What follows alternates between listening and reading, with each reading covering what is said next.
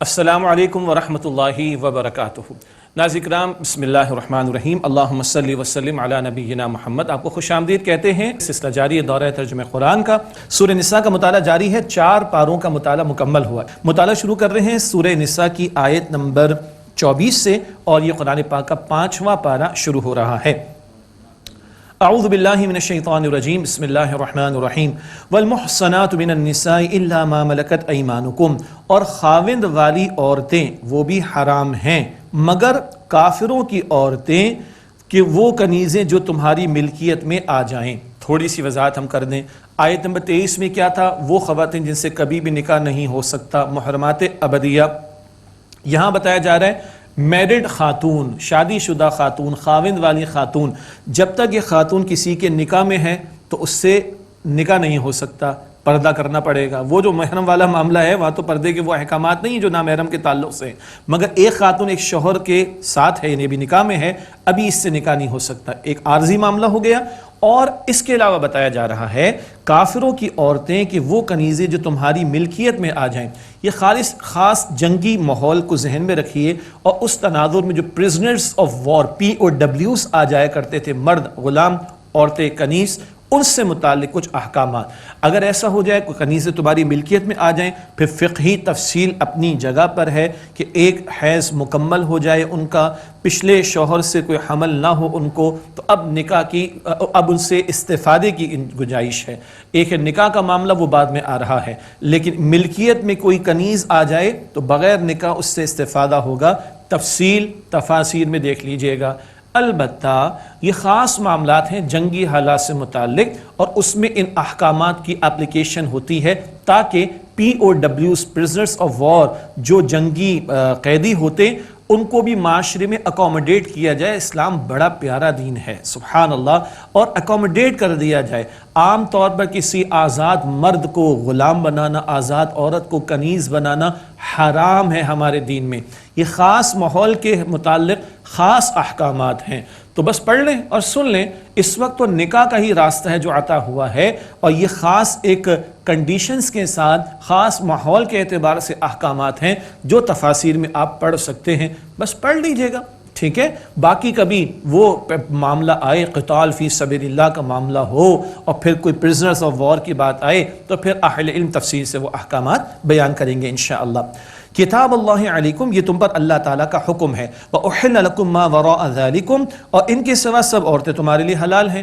ہماری ایک لوگوں کی مینٹالٹی بن گئی، یہ بھی منع ہے، یہ بھی منع ہے۔ بھائی تھوڑا سا منع ہے، باقی ساری عورتیں ہیں، جن سے نکاح کرنا چاہو نکاح کر لو۔ ہاں، وہ مشرکین کی عورتوں سے منع کر دیا گیا، البقرہ میں پڑھ چکے۔ اہل کتاب کے والے سے بات آگے چل کر آ جائے گی انشاءاللہ تعالی۔ تو کچھ منع باقی حلال، تو بھائی بھی پازیٹو، کچھ منع باقی حلال، یہی بات آ رہی ہے قرآن پاک میں۔ وَأُحِلَّ لَكُم مَّا وَرَاءَ ذَلِكُمْ، اور ان کے سوا تمام عورتیں تمہارے لیے حلال کر دی گئیں۔ ذَلِكُمْ، تمہارے لیے، ان تبتغوا باموالکم محسنین غیر مصافحین، بشرطے کہ تم چاہو اپنے مالوں سے نکاح کے تحفظ میں لینے والے ہوتے ہوئے، غیر مصافحین، نہ کہ محض ہوس پورا کرنے والے ہوتے ہوئے۔ اللہ اکبر کبیرہ، یہ گڑیا گڈے کا کھیل نہیں ہے، یہ لذت ہی لذت کا مسئلہ نہیں ہے، یہ نکاح کا معاہدہ ایک تحفظ دینے والی بات ہے، اور ایک خواہش کی تکمیل تو ہے، مگر محض خواہش کی تکمیل نہیں، زندگی بھر کے نباہ کا ایک معاہدہ ہے، اور ذمہ داری اپنے اوپر لینے والی بات ہے، اور اس سے پھر ایک دیر پا تعلق قائم ہونا چاہیے، مضبوط گھرانے وجود میں آنے چاہیے، مضبوط معاشرے تبھی وجود میں آئیں گے جب مضبوط گھرانے وجود میں آئیں۔ یہ ہے جو قرآن پاک اشارہ کر رہا ہے۔ فَمَا اسْتَمْتَعْتُمْ بِهِ مِنْهُنَّ فَآتُوهُنَّ أُجُورَهُنَّ فَرِيضَةً، پس تم میں سے جو ان سے نفع حاصل کریں تو ان کو ان کے مقرر کیے ہوئے مہر ادا کریں۔ یہ مہر کیا ہے؟ فرض ہے، لازم ہے شوہر پر، اور یہ بیوی کو ویلکم کہنے کا ایک انداز ہے۔ سبحان اللہ، ساری زندگی کفالت کی ذمہ داری شوہر پر ہے نا، تو مہر ادا کر کے بتاتا ہے بھائی آئی ٹیک دی رسپانسبلٹی، یہ تو میں تمہیں تحفتاً مہر دے رہا ہوں، اور یہ سمجھانے کے لیے ایک مثال دے رہے، وہ ہم بیانہ دیتے نا، 1 کروڑ کا کوئی فلیٹ لے رہا ہے تو بھائی 5 لاکھ روپے بیعانہ، یہ کیا ہے؟ میں اون کرتا ہوں، پورا ادا کروں گا 95 لاکھ روپیز بھی. کیا مطلب ہے؟ میں اون کرتا ہوں. یہ مہر ایک تحفہ بھی ہے، لازم بھی ہے شوہر پر، اور وہ اظہار کرتا ہے کہ تمہاری رسپانسبلٹی میں لیتا ہوں. سبحان اللہ. تو اللہ فرما رہا ہے فآتوہن اجورہن فریضہ، تو ان کو ان کے مقرر کیے ہوئے مہر دے دو. ولا جناح علیکم فیما تراضیتم بہ من بعد الفریضہ، اور تم پر اس میں کوئی گناہ نہیں جس پر تم باہم رضامند ہو جاؤ اس کے مقرر کر لینے کے بعد. وہ کچھ معاف کر دیں، لے کر تمہیں حوالے کر دیں، تم جو چاہو سو کرو، خرچ کر لو، یہ سب ممکن ہے باہمی رضامندی سے. ذکر پہلے بھی آیا. ان اللہ کان علیما حکیما، بے شک اللہ تعالیٰ خوب علم رکھنے والا، حکمت والا ہے. وَمَن لَّمْ يَسْتَطِعْ مِنكُمْ طَوْلًا أَن يَنكِحَ الْمُحْصَنَاتِ الْمُؤْمِنَاتِ، اور جو تم میں سے استطاعت نہ رکھے کہ وہ آزاد مسلمان عورتوں سے نکاح کرے، فَمِمَّا مَلَكَتْ أَيْمَانُكُم مِّن فَتَيَاتِكُمُ الْمُؤْمِنَاتِ، تو جو مسلمان کنیزیں تو تمہاری ملکیت میں ہوں ان سے نکاح کی گنجائش ہے. واللہ اعلم بایمانکم، اور اللہ سبحانہ و تعالیٰ تمہارے ایمان کو خوب جانتا ہے. کیا بتایا جا رہا ہے؟ وقتی طور پر معاملہ، کنیزوں والا معاملہ، اگر کہیں موقع ہے اور اس طرح کی گنجائش ہے، جیسے کہ جب نزول قرآن کا معاملہ تھا تو ایسا معاملہ تھا، تو یہ کنیزوں کو کوئی حقیر نہ سمجھنا، اور مومنات میں سے ہو. سبحان اللہ. فتیاتکم المؤمنات، مومن کنیزیں، تو فرمایا کہ دیکھو ان کو کنیز کے طور پر حقیر نہ سمجھنا. اللہ تعالیٰ ایمان کو خوب جانتا، اور کیا خبر ہے میں ایمان کی رمق موجود ہو. اور ایسی تاریخ میں بہت ساری مثالیں ہیں کہ غلاموں کو اللہ تعالیٰ نے کل کا امام بنا دیا، کنیزوں کی گود میں کل کے مجاہدین پیدا ہو گئے. اللہ اکبر کبیرہ. بعضکم من بعض، تم ایک دوسرے کی جنس ہی سے ہو، انسان ہو، اور پھر آگے سے کلمہ گو ہو، تو ایمان کی دولت بھی دونوں کے پاس ہے. فانکحوہن باذن اہلہن، پس تم ان کے مالک کی اجازت سے ان سے نکاح کرو. یہ کیا بات آ گئی؟ ایک تو ہے جس کی ملکیت میں کنیز آئی، مجاہدین میں ڈسٹریبیوشن ہوگی، وہ وقت کی اتھارٹی کے تحت ہوگی، پڑھ لیجئے گا تفاسیر میں.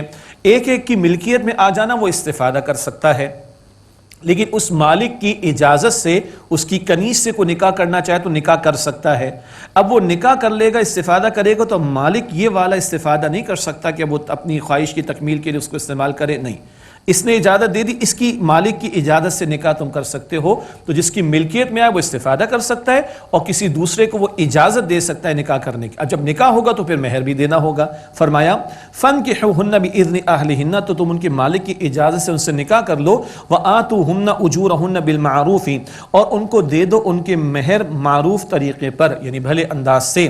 محصنات، نکاح میں نکاح کے تحفظ میں آنے والیاں ہوں. غیر مصافحات، نہ کہ محض حوث کو پورا کرنے والیاں ہوں. ولا متخذات اخدان، اور نہ چوری چھپے آشنائی کرنے والیاں ہوں. اللہ اکبر. یہ نکاح کا پاکیزہ بندھن ہے، یہ تحفظ کا معاملہ ہے، یہ پروٹیکشن کا معاملہ ہے، یہ زندگی بھر کے نباہ کا معاملہ ہے. یہ بس وہ کوئی ادر دین جو میرٹل سٹیٹس ہوتا ہے نا، جو آج کل اللہ ہمیں معاف رکھے کیا کچھ نہیں ہو رہا، آل یو کین ٹاک اور کیا کچھ نہیں چل رہا. یہ چوری چھپے کے معاملات نہیں، چوری چھپے کچھ اور ہوتا ہے، وہ زنا ہوتا ہے، یا زنا جیسی شکل کوئی ہوتی. نکاح ہوتا ہے علی الاعلان. اللہ اکبر. تو نکاح کے تحفظ میں آنا، محض کوئی خواہش کی تکمیل کا معاملہ نہ ہو، اور چوری چھپے آشنائی کا معاملہ نہ ہو. فَإِذَا أُحْصِنَّ فَإِنْ أَتَيْنَ بِفَاحِشَةٍ فَعَلَيْهِنَّ نِصْفُ مَا عَلَى الْمُحْصَنَاتِ مِنَ الْعَذَابِ، بس جب وہ نکاح میں آ جائیں پھر اگر وہ بے حیائی کا کام کریں تو ان پر آدھی سزا ہے اس کی جو آزاد عورتوں پر ہے. مراد یہ کہ جیسے کہ 100 کروڑوں کی ذکر کی بات آتی تو 50 کروڑوں کا معاملہ آ جائے گا، اور یہ اسی سزا کو پھر نافذ کیا جائے گا. لیکن میں نے عرض کیا تھا نا، اس وقت ایسے حالات ہے نہیں، چنانچہ اس کے تفصیلی احکامات تفاسیر میں پڑھیں. ایک آزاد عورت کو گھر کی پروٹیکشن کی، خاندان کی بھی پروٹیکشن ہوتی ہے، اور نکاح کی بھی پروٹیکشن ہوتی ہے. ایک کنیز جو آئی ہے ملکیت میں، اس کو خاندان کی پروٹیکشن تو نہیں ہے، بس ایک نکاح ہی کی پروٹیکشن ہے. تو اس کی سزا کو آدھا بیان کیا گیا اگر وہ بدکاری میں مبتلا ہو. مزید تفسیری فقہی مسائل وہ علماء سے پوچھے جا سکتے اور تفاسیر میں دیکھے جا سکتے ہیں. ذالک لمن خشی العنت منکم، یہ اس کے لیے اجازت ہے، یعنی کنیز سے نکاح کرنا اس کنیز کے مالک کی اجازت سے. کس کے لیے؟ ذالک لمن خشی العنت منکم، یہ اس کے لیے ہے تم میں سے اجازت جو ڈرے کہ تکلیف میں پڑ جائے گا. کیا مطلب؟ کہیں برائی میں نہ پڑ جائے تو پھر نکاح کر لے کسی کنیز سے اس کے مالک کی اجازت سے. فرمایا ذالک لمن خشی العنت منکم، یہ اس کے لیے تم میں سے جو ڈرے کہ تکلیف میں پڑ جائے گا. وان تصبروا خیر لکم، اور اگر تم صبر کرو تو یہ تمہارے لیے بہتر ہے. کیا مطلب؟ جس ماحول میں نازل ہو رہی تھی آیات، بہر عام طور پر کردار کو اتنے بلند نہیں تھے کنیزوں کے، تو اس حوالے سے اگر جو بچے تو اچھی بات ہے، آزاد عورت کا معاملہ ہو، صاحب کردار خاتون کا معاملہ ہو، یہ زیادہ پسندیدہ۔ حدیث مبارک میں آتا ہے کہ جب رشتہ طے کیا جاتا ہے تو لوگ 4 باتوں کو دیکھتے ہیں، خوبصورتی کو، خاندان کو، اور مال کو، اور تقوی کردار کو۔ اللہ کے نبی علیہ السلام نے فرمایا تم تقوی سیرت و کردار کو ترجیح دیا کرو۔ وَأَن تَصْبِرُوا خَيْرٌ لَكُمْ، اور اگر تم صبر کرو تو یہ تمہارے لیے بہتر ہے۔ وَاللَّهُ غَفُورٌ رَحِيمٌ، اور اللہ تعالیٰ بہت بخشنے والا، نہایت رحم فرمانے والا ہے۔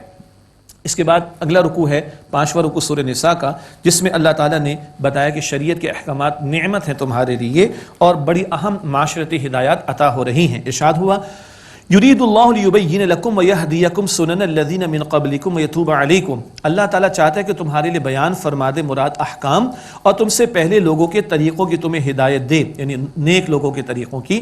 ویتوب علیکم، اور اللہ تعالیٰ چاہتا ہے تم پر نظر کرم فرمائے۔ واللہ علیم حکیم، اور اللہ تعالیٰ خوب علم رکھنے والا، حکمت والا ہے۔ یہ جو اللہ تعالیٰ گھریلو زندگی کے لیے رہنمائی دے رہا ہے، محرم نامحرم کی تمیز سکھا رہا ہے، یہ جو اللہ نکاح کی ترغیب دلا رہا ہے، یہ جو اللہ تعالیٰ عفت و پاک دامنی اور حیا کی حفاظت کے طریقے سجھا رہا ہے، یہ تو اللہ تعالیٰ رحمت فرما رہا ہے تم پر۔ یہ شریعت نعمت کے طور پر عطا ہوئی ہے، یہ شریعت کے احکامات معاذ اللہ زحمت نہیں ہے، اللہ نے دین کو نعمت کے طور پر دیا۔ حجۃ الوداع کا موقع، مشہور آیت المائدہ کے شروع میں حجۃ الوداع کے موقع پر نازل ہوئی، الیوم اکملت لکم دینکم واتممت علیکم نعمتی، آج کے دن میں نے تمہارے دین کو مکمل فرما دیا اور اپنی نعمت تم پر مکمل فرما دی۔ تو فرمایا کہ واللہ علیم حکیم، اور اللہ سبحانہ وتعالیٰ خوب علم رکھنے والا، حکمت والا ہے۔ واللہ یرید ان یتوب علیکم، اور اللہ تعالیٰ چاہتا ہے کہ تم پر نظر کرم فرمائے۔ اللہ تو یہ چاہتا ہے، دنیا پرست اور باطل پرست کیا چاہتے ہیں؟ وَيُرِيدُ الَّذِينَ يَتَّبِعُونَ الشَّهَوَاتِ أَن تَمِيلُوا مَيْلًا عَظِيمًا، اور جو لوگ خواہشات کی پیروی کرتے ہیں وہ چاہتے ہیں کہ تم رائے ہدایت سے پھر جاؤ بہت ہی زیادہ۔ کیا مطلب؟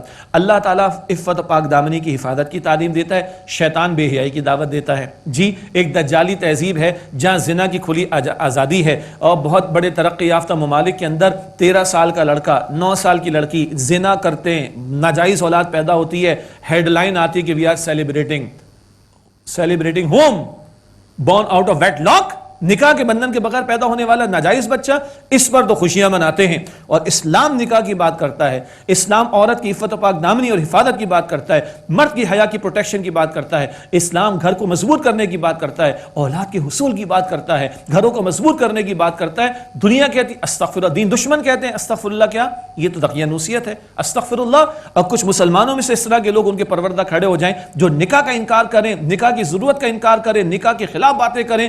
اللہ کا خوف کرنا چاہیے، اللہ کا خوف کرنا چاہیے۔ رحمان کی دعوت کیا ہے اور شیطان کی دعوت کیا ہے، بات بہت واضح ہے۔ وَيُرِيدُ الَّذِينَ يَتَّبِعُونَ الشَّهَوَاتِ أَن تَمِيلُوا مَيْلًا عَظِيمًا، اور جو لوگ خواہشات کی پیروی کرتے ہیں وہ چاہتے ہیں کہ تم رائے ہدایت سے بہت زیادہ پھر جاؤ۔ يُرِيدُ اللَّهُ أَن يُخَفِّفَ عَنكُمْ، اللہ تعالیٰ چاہتا ہے کہ تم سے بوجھ کو ہلکا کر دے۔ وَخُلِقَ الْإِنسَانُ ضَعِيفًا، اور انسان تو بہت کمزور پیدا کیا گیا ہے، اور اللہ ہمارا خالق ہے۔ وہ اللہ فرماتا ہے سورۃ الملک میں 29 پارے میں، أَلَا يَعْلَمُ مَنْ خَلَقَ، کیا وہی اللہ نہ جانے گا جس نے پیدا فرمایا؟ اللہ کو پتہ ہے کیا مخلوق اس نے پیدا کی ہے۔ تو ایسے احکامات دیے جو آسانی سے بندہ عمل درآمد کر سکتا ہے ان پر۔ حدیث مبارک ہے الدین یسر، بخاری شریف کی حدیث، دین آسان۔ سورۃ البقرہ کے 23ویں رکوع میں ہم نے پڑھا یرید اللہ بکم اليسر، اللہ تعالیٰ آسانی فرمانا چاہتا ہے، ولا یرید بکم العسر، تمہارے لیے مشکل نہیں چاہتا۔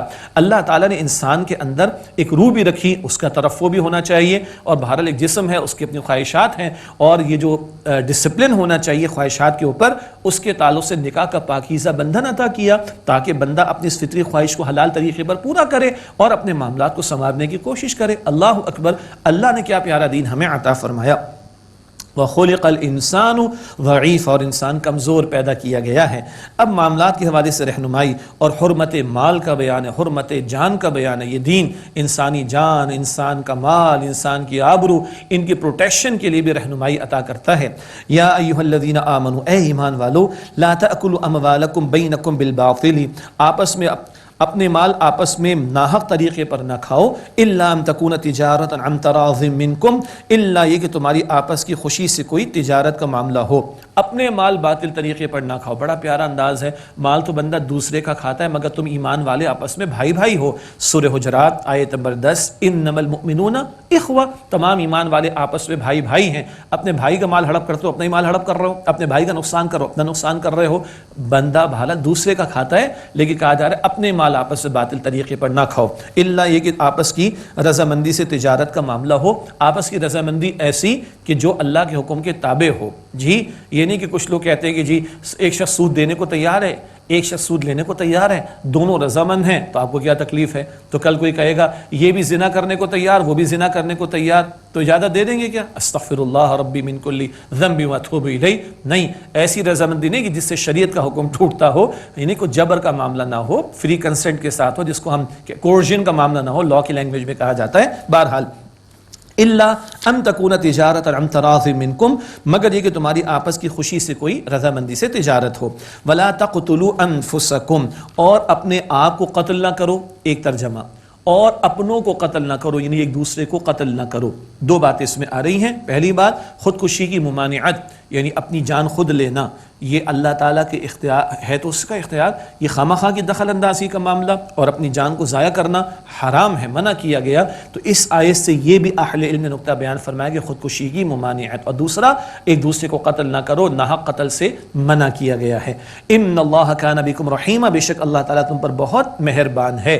تو مال کی حرمت اور جان کی حرمت دونوں کا ذکر آ گیا. فرمایا وَمَن يَفْعَلْ ذَلِكَ عُدْوَانًا وَظُلْمًا، اور جو یہ کرے گا سرکشی اور ظلم کی کیفیت کے ساتھ، فَسَوْفَ نُصْلِيهِ نَارًا، پس قریب ہم اس کو آگ میں ڈالیں گے. وَكَانَ ذَلِكَ عَلَى اللَّهِ يَسِيرًا، اور یہ بات اللہ تعالیٰ پر بڑی آسان ہے.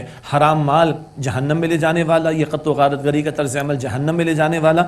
اللہم اجرنا من النار، اے اللہ ہم سب کو آگ کے عذاب سے محفوظ فرما. اس کے بعد اہم ایک بات آ رہی ہے، کبیرہ گناہوں کے بارے میں حساسیت زیادہ ہونی چاہیے. فرمایا ان تجتنبوا کبائر ما تنہون عنہ نکفر عنکم سیئاتکم، اگر تم بڑے گناہوں سے بچتے رہے جن سے تمہیں منع کیا گیا تو ہم تم سے تمہاری برائیوں کو یعنی چھوٹے گناہوں کو دور کر دیں گے. وندخلکم مدخلا کریما، اور ہم تمہیں عزت کے مقام میں داخل کریں گے. کبیرہ گناہ کیا ہوتے ہیں؟ کفر و شرک تو ہے ہی ہے، اعمال میں بھی بڑے گناہ ہوتے ہیں. چنانچہ اہل علم نے بیان فرمایا وہ برے اعمال کہ جن پر اللہ تعالیٰ یا اللہ کے رسول علیہ السلام نے لعنت فرما دی ہے دنیا اور آخرت میں، اور وہ اعمال جن پر اللہ تعالیٰ اور اس کے رسول علیہ السلام نے کوئی سزا دنیا یا آخرت کی بیان فرما دی، یہ سب کبیرہ ہیں. اللہ تعالیٰ کبائر سے ہمیں بچنے کی توفیق عطا فرمائے. تو کبیرہ سے بچتے رہو گے تو اللہ چھوٹے چھوٹے گناہوں کو فرماتے معاف کر دیں گے. ان الحسنات یذہبن السیئات، قرآن پاک میں آیا کہ بے شک نیکیاں برائیوں کو مٹا دیتی ہیں. تو آدمی نیک اعمال کرتے چھوٹے چھوٹے گناہ معاف ہو جاتے ہیں. بڑے گناہوں کی معافی کے لیے سچی توبہ اور اس کی شرائط پر عمل کرنا ضروری ہے. البتہ اہم بات کیا ہے؟ بڑے گناہوں کے بارے میں زیادہ حساس ہونا چاہیے. مثلا آدمی بیٹھ کر کھانا کھائے مسنون ادب ہے، آدمی سیدھے ہاتھ سے کھانا کھائے مسنون ادب ہے، آدمی بسم اللہ پڑھ کر کھانا کھائے مسنون ادب ہے. لیکن حرام کا لقمہ کھا رہے ہیں تو گڑبڑ ہوگی نا.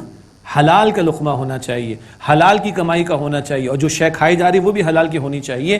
یہ ریشو پروپورشن بگڑنا نہیں چاہیے. تو بڑی حساسیت ہو بڑے گناہوں کے بارے میں تو چھوٹے چھوٹے گناہ اللہ تعالیٰ ان کو معاف بھی فرما دیتا ہے نیکیوں کی وجہ سے. اللہ تعالیٰ ہمارے تمام صغیر و کبیرہ گناہوں کو اپنے فضل سے معاف فرما دیں.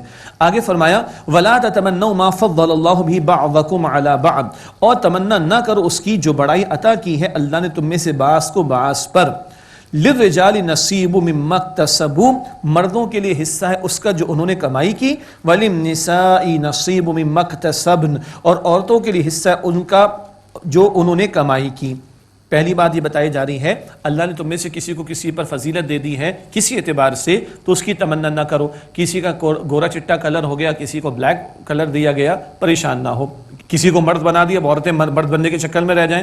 اب وہ جو جینڈر کی ڈسکرمنیشن کے مباحث کھول کر جینڈر کو تبدیل کرنے کی باتیں جو کچھ ہو رہی ہیں اس تفصیل میں ہم نہیں جا رہے، لیکن اس کو ایسا اس کو ویسا، فلاں کو مال زیادہ مجھے کم، فلاں کا عہدہ بڑا میرا کم، ان چکروں میں مت جاؤ. یہ دنیا کا نظام اللہ نے بنایا ہے اور وہ چلا رہا ہے، کسی کو زیادہ کسی کو کم. اس میں حکمتیں ہیں. سارے امیر ہو جائیں بتائیے کہ نیچے کے کام کون کرے گا؟ امپلائمنٹ کون دے گا؟ سارے غریب ہو جائیں تو پھر امپلائمنٹ کون دے گا ان کو؟ بہرحال تو اللہ کا نظام ہے نا. ان چکروں میں نہ پڑو. عورتوں کا حصہ ہے، مردوں کا حصہ اس میں سے جو انہوں نے کمائی کی. اکثر یہ کمائی کا لفظ یہ اعمال کے لیے آتا ہے، اور عورتوں کے لیے حصہ اس میں سے ہوگا جو انہوں نے کمائی کی۔ اکثر یہ کمائی کا لفظ اعمال کی کمائی کے لیے آتا ہے، تو اخلاقی میدان کے اعتبار سے، روحانی ترقی کے اعتبار سے، اللہ تعالیٰ کو راضی کرنے کے اعتبار سے، آخرت کی تیاری کرنے کے اعتبار سے، خیر کے کاموں میں آگے بڑھنے کے اعتبار سے جاؤ، دونوں کے لیے مواقع موجود ہیں۔ اللہ اکبر کبیرہ، مرد کے لیے بھی مواقع موجود، عورت کے لیے بھی مواقع موجود ہیں۔ اور فرمایا وَاسْأَلُوا اللَّهَ مِنْ فَضْلِهِ، اور اللہ تعالیٰ سے اس کا فضل مانگو۔ کون سا فضل؟ اللہ کی رحمت کا عطا ہو جانا، اللہ کا فضل عطا ہو جانا، اللہ کی نصرت کا عطا ہو جانا، اللہ کی رضا کا مل جانا، اللہ کی طرف سے ہدایت کا مل جانا، یہ مانگو اللہ تعالیٰ سے۔ یہ کھلا ہوا ہے، یہ بلیک مانگے اس کو بھی ملے گا، وائٹ مانگے اس کو بھی ملے گا، یعنی جو جس کلر والا ہے، علاقے والا ہے، خطے والا ہے، مالی حیثیت والا ہے، اکیڈامک لیول والا ہے، مانگو اللہ تعالیٰ سے، خیر مانگو، اللہ تعالیٰ فرمائے گا۔ تو یہ کلر میں نہ جاؤ، مال کی اوپر نیچے ہو جانے کے معاملے پر نہ جاؤ۔ اللہ نے اخلاق کے میدان میں، خیر کے میدان میں، اللہ کو پا لینے کے میدان میں جو تمہیں آپشنز دیے ہیں، مردوں کو بھی عورتوں کو بھی خوب آگے سے آگے بڑھنے کی کوشش کرو۔ عین ممکن ہے کہ کوئی بیوی اپنے شوہر سے زیادہ نیک اور متقی پرہیزگار ہو، اور عین ممکن ہے کوئی شوہر اپنی بیوی سے زیادہ نیک اور متقی پرہیزگار ہو۔ یہ میدان سب کے لیے کھلا ہوا ہے۔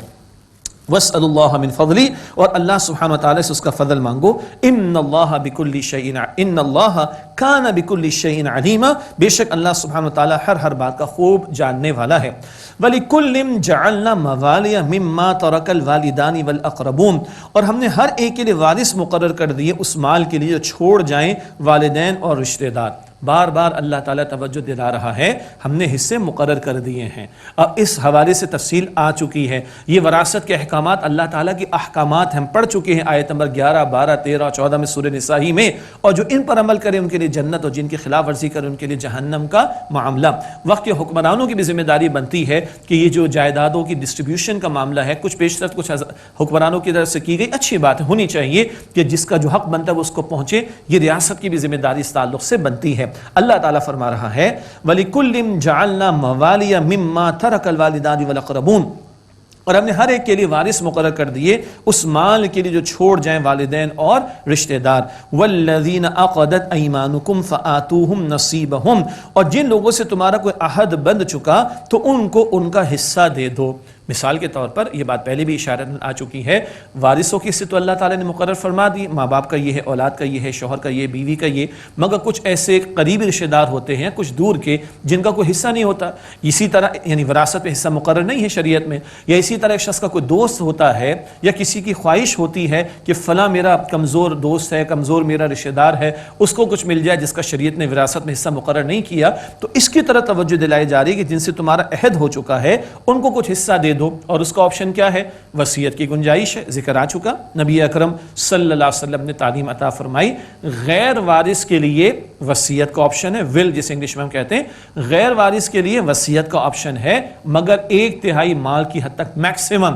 ایسا نہ ہو کہ بہت کسی کو دے دیں جو کہ جائز نہیں ہے اور ورثاء کا حصہ مارا جائے۔ تو غیر وارث کے لیے 1/3 مال کی حد تک وصیت کی گنجائش ہے۔ ایک شخص اپنے کسی قریب رشتہ دار کے لیے جس کا وراثت میں حصہ نہ ہو، دوست کے لیے، بزرگ کے لیے کر سکتا ہے، اور کوئی خیر کے کاموں کے لیے خرچ کرنا چاہتا ہے تاکہ آخرت میں جو ثواب پائے، صدقہ جاریہ بنے، وہ بھی کر سکتا ہے، لیکن وصیت غیر وارث کے لیے اور 1/3 مال کی حد تک۔ یہ ہے جو آپشن یہاں پر سنت رسول میں ہمیں بتایا گیا صلی اللہ علیہ وسلم۔ ان اللہ کان علی کل شیء شہیدا، بے شک اللہ سبحانہ وتعالی ہر بات پر گواہ ہے۔ تم کیا کر رہے ہو اللہ دیکھ رہا ہے، ان احکامات کے بارے میں تمہارے معاملات کیا ہیں اللہ جانتا ہے، کون عمل کر رہا ہے اللہ جانتا ہے، کون خلاف ورزی کر رہا ہے اللہ جانتا ہے، اللہ از خود ان باتوں پر گواہ ہے۔ اللہ اپنی ذات کا خوف ہمیں عطا فرمائے اور ان احکامات کی پاسداری کی توفیق عطا فرمائے۔ ناظرین کرام، اسی پر اکتفا کرتے ہیں اور دعا کے ساتھ محفل کا اختتام کرتے ہیں۔ بسم اللہ الرحمن الرحیم، اللہم صلی وسلم علی نبینا محمد، ربنا تقبل منا انک انت السمیع العلیم وتب علینا انک انت التواب الرحیم، ربنا لا تزغ قلوبنا بعد اذ ہدیتنا وہب لنا من لدنک رحمہ انک انت الوہاب۔ اے اللہ ہماری جانب سے یہ ساری محنتیں قبول فرما لے، ہمارے صغیرہ کبیرہ گناہوں کو بخش دے۔ اے اللہ ہم سب کی، ہمارے ماں باپ کی، ہمارے گھر والوں کی اور تمام مسلمانوں کی مغفرت فرما۔ اے اللہ آج مہلت فائدہ اٹھا کر کل کی ہمیشہ کی زندگی کی تیاری کی توفیق دے۔ اے اللہ کل حضور علیہ السلام کے سامنے ہمیں رسوا نہ کرنا۔ اے اللہ کل کی ذلت اور رسوائی سے ہم سب کی حفاظت فرما دے۔ اے اللہ ہم سب کو جہنم سے محفوظ فرما دے۔ اے اللہ ہم سب کو جنت الفردوس عطا فرما دے۔ وصلی اللہ علی النبی الکریم وعلی آلہ واصحابہ اجمعین برحمتک یا ارحم الراحمین۔ يا رحمن